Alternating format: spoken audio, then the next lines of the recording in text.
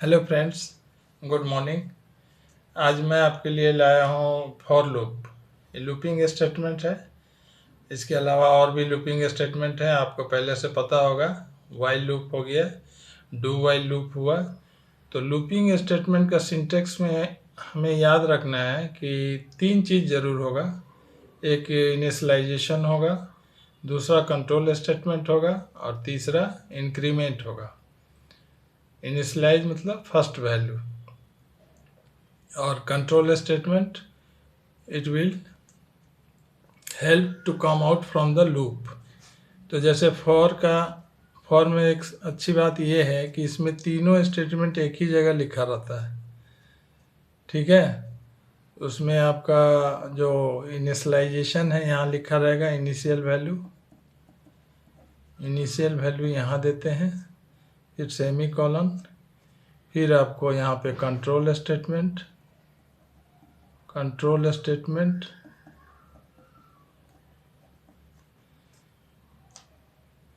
उसके बाद इंक्रीमेंट, यहाँ पे इंक्रीमेंट यहाँ पे इनिशियल वैल्यू एक मेमोरी के थ्रू दे देंगे। एक मेमोरी वेरिएबल मान लीजिए लिए काउंट इज इक्वल टू 1। रोकना कब है, हमने कह दिया काउंट इज लेस देन और इक्वल टू 10। यहाँ पे बढ़ा देना है काउंट के वैल्यू को, काउंट बराबर काउंट प्लस 1, और ये बॉडी हो गया। इसके अंदर स्टेटमेंट लिखा रहेगा, चाहे स्टेटमेंट्स एक स्टेटमेंट में you can write one statement, two statement, more than two statements.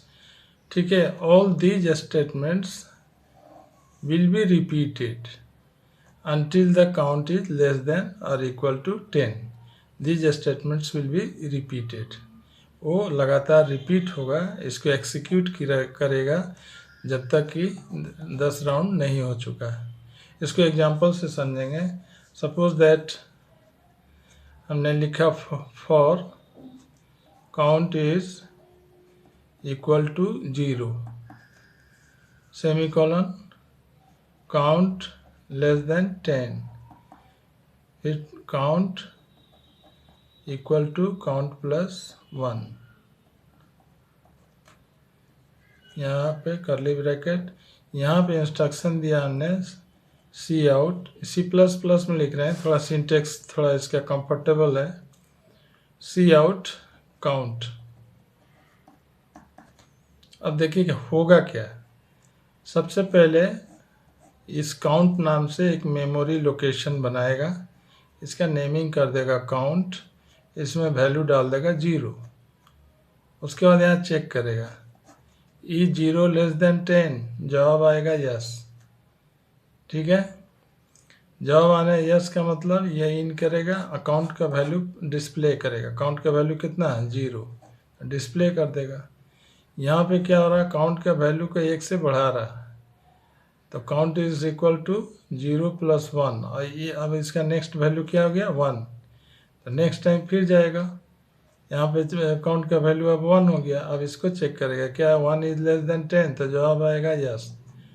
तो until the condition is yes और ट्रू, तो फिर ये इन कर जाएगा, फिर इसमें काउंट का वैल्यू डिस्प्ले करेगा 1 2 3, इस तरह से वो डिस्प्ले करेगा 9 तक। ठीक है, 0 से 10 कहा गया है, लेस देन 10 यानी 9 तक वो करेगा डिस्प्ले। ठीक है, अब आते हैं इसको और एक एग्जांपल से समझते हैं कि सपोज कीजिए हमको कहा गया है कि 2 का टेबल निकालिए, तो you have to display the table of 2 का पहाड़ा, 2 का टेबल। ठीक है, तो 2 का टेबल में क्या होता है कि जैसे इसका लॉजिक पहले समझिए। 2 1 जा 2, 2 2 जा 4, 2 3 जा 6, ये इस तरह से 10 तक चलेगा। 2 10 जा 20, यानी ये चेंज कर रहा है 1 2 3। तो इसी का फॉर लूप लगा देंगे। जैसे मेन प्रोग्राम शुरू किए, मेन लिखे, फिर पहला काम कि काउंट यूज करेंगे तो उसको डिक्लेयर कर दिए इंट काउंट, ये डिक्लेयर हो गया। इसको अब हम लोग यूज करेंगे फॉर लूप में। For count is equal to, first value क्या हो गया, यहाँ देखिए 1 जा, फर्स्ट वैल्यू 1 कर दीजिए। कब तक चलना है, तो काउंट लेस देन और इक्वल टू 10, ठीक है। और यहाँ बढ़ा दीजिए, cout count is equal to count plus 1, 1 से बढ़ा दिए। इसका बॉडी में डिस्प्ले करा दिए काउंट 2 का टेबल मांगा है, तो यहाँ 2 लिखेंगे, 2 मल्टीप्लाइड काउंट। और देखिए क्या हो रहा है, काउंट का वैल्यू 1, 2 मल्टीप्लाइड काउंट यानी 2 इन जा 2 1 जा 2 डिस्प्ले करेगा। नेक्स्ट टाइम काउंट 1 से बढ़ जाएगा। अब इसमें 2 2 जा हो जाएगा, 2 2 जा 4। इसी तरह से आपका टेबल निकल जाएगा, ठीक है। अब देखिए कभी कभी क्या कह देता है कि 2 का टेबल हो गया, अब कहा कि 4 का निकालिए, फिर कहा कि 6 का निकालिए, फिर कभी डिमांड आ गया कि 8 का निकालिए, कभी 12 का आ गया। तो हम लोग फिर क्या करेंगे, फिर इस कोडिंग में जाएंगे, 2 को हटा के 4 लिखेंगे या 4 को हटा के 8 लिखेंगे। तो ये तो गुड प्रैक्टिस नहीं है कि बार बार हम कोडिंग में जाएं और वहाँ पे चेंजिंग करें। It's not a good habit, ठीक है।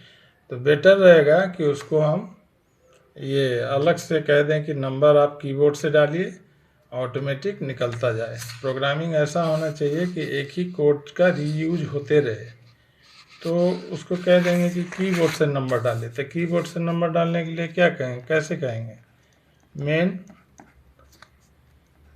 नंबर कीबोर्ड से आएगा, उसको एक ले लिए, डिक्लेयर कर दिए, एक वेरिएबल ले लिए नंबर, और 1 जा 2 जा करने के लिए एक वेरिएबल ले लिए काउंट, ठीक है। अब उसको कहेगी कीबोर्ड से डालिए सी इन, और जो डालेंगे उसको नंबर में स्टोर कर लेगा। तो ये खाली लिखेंगे तो आपको स्क्रीन पे सिर्फ क्वेश्चन मार्क आएगा और वो नंबर मांगेगा। तो क्वेश्चन मार्क देख के हमको थोड़े पता चलेगा कि नंबर मांग रहा है कि क्या मांग रहा है। इसलिए हम लोग एक मैसेज दिलवा देते हैं, cout enter the number, enter the number. अब इसका फ़ायदा क्या होगा कि अब मैसेज आएगा इंटर द नंबर, तो कोई भी यूजर समझ जाएगा कि नंबर मांग रहा है, तो यहाँ दे देगा 4 इसमें स्टोर हो जाएगा। उसके बाद क्या करना है, सिंपल है, फॉर का लूप चला दीजिए। For count is equal to 1, count less than 10 और इक्वल टू 10, और काउंट बराबर काउंट प्लस 1 बढ़ा दिए। इसमें लिख दिए cout number into count, number into count, हो गया ना। अब इससे क्या होगा, ये लाइन पढ़ा, नंबर का मैसेज आया इंटर द नंबर, जो नंबर डाले इसमें जमा हो गया। यहाँ पे काउंट में ये 1 डाला, चेक किया क्या 1 इज लेस देन 10, जवाब आया यस, अंदर इन कर गया। सी आउट नंबर इंटू काउंट यानी 4 इंटू 1, 4 1 जा 4, फिर 4 2 जा 8। इस तरह से वो टेबल दे रहा है। मेरा ये भी टेंशन ख़त्म हो गया कि अब 8 का निकालना है कि 12 का निकालना है। जिसका निकालना है यहाँ नंबर मांगेगा उस समय दे देंगे, तो उसका आपका निकल जाएगा, ठीक है।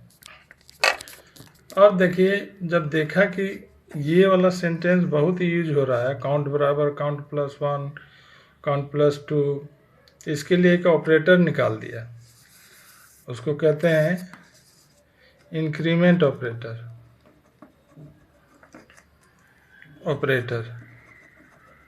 कहा कि आप प्लस प्लस भी लिख दीजिएगा तो 1 से वैल्यू बढ़ जाएगा, या तो यही लिखिए चाहे लिखिए काउंट बराबर काउंट प्लस 1, ये दोनों सेम है। This increment operator will increase the value of this variable by 1। इस वेरिएबल का वैल्यू को 1 से बढ़ा देगा। अगर 1 से घटाना है तो आप ये भी यूज कर सकते हैं। आप लिख दीजिएगा काउंट माइनस माइनस, तो 1 से वैल्यू घट जाएगा। Count minus minus, count plus plus कर दीजिएगा तो इसका वैल्यू 1 से बढ़ जाएगा। कभी कभी क्या होता है कि हमको वैल्यू 2 से बढ़ाना रहता है, कभी 4 से बढ़ाना रहता है, तो उसके लिए भी कंपोजिट ऑपरेटर है। और नहीं जानते हैं तो हम लोग ऐसे ही लिखेंगे काउंट बराबर काउंट प्लस 4। लेकिन कंपोजिट ऑपरेटर जानते हैं तो आप ऐसे लिख सकते हैं काउंट प्लस इक्वल टू 4। इसका मतलब यही हुआ कि काउंट के वैल्यू को पहले प्लस करो 4 से, बढ़ा दो और फिर उसको असाइन कर दो। इसको कंपोजिट असाइनमेंट स्टेटमेंट बोलते हैं। अगर काउंट का वैल्यू को 4 से घटाना है तो काउंट माइनस इक्वल टू 4। ये वही चीज़ हो गया जैसे आप लिखे काउंट बराबर काउंट माइनस 4।